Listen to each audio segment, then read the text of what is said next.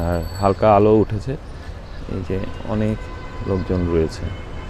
তো বা এই আলোটা তো অনেক সুন্দর আসছে, এই যে সূর্য উঠে গেছে, এই যে এই আলোটা, তো এই আলোটা বের হয়ে গেছে, এই আলোটা অনেক সুন্দর, এই যে ফেসের এই জায়গাতে যে আলোটা আসছে।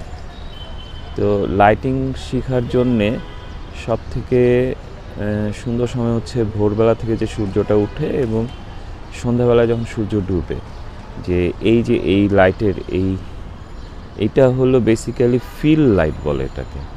আর এখান থেকে যদি একটা বেশি আলো দেওয়া যেত তাহলে সোর্স লাইট, কিন্তু এখন যেহেতু এটাই স্ট্রং লাইট, এটা হচ্ছে এখন কি লাইট, এটা হচ্ছে ফিল লাইট, এটা হচ্ছে ব্যাক লাইট। তো লাইট শেখার জন্যে এই প্রকৃতি হচ্ছে সব থেকে বেস্ট অপশন। প্রকৃতি থেকে আলোটা অবজারভেশন করা, আর কিছুই না।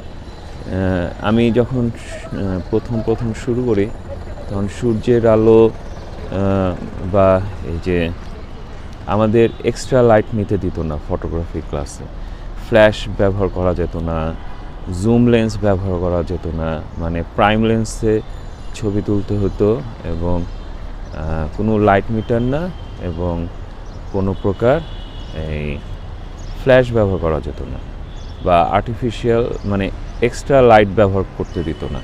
কেন? যে আমরা তখন দিনের আলোকে এইভাবে হাত দিয়ে ধরে ধরে মাপতে শিখে গেছি যে দিনের আলোকে, সূর্যের আলোকে কিভাবে ব্যবহার করতে হয়। এই কারণে যেটা হলো, যখন আমরা প্রফেশনালি কাজ শুরু করলাম ভিডিওতে, যে ভিডিওর লাইটিংয়ে প্রচুর আলোর ব্যবহার করা হয়, অনেক লাইট নেওয়া হয়, ভাড়া করা হয়, প্রচুর লাইট নেওয়া হয়। তো এত লাইট দিয়ে তারা কি করে? তো তারা যে চালাকিটা করে, প্রথম চালাকিটা হচ্ছে লেন্সে যখন 1.2 অ্যাপারচার বা এই 3.5 বা 4 অ্যাপারচারে বা 5.6 অ্যাপারচারে যখন আমরা শ্যুট করি, তখন অনেকটা শ্যালো ডেপথে আমরা থাকি।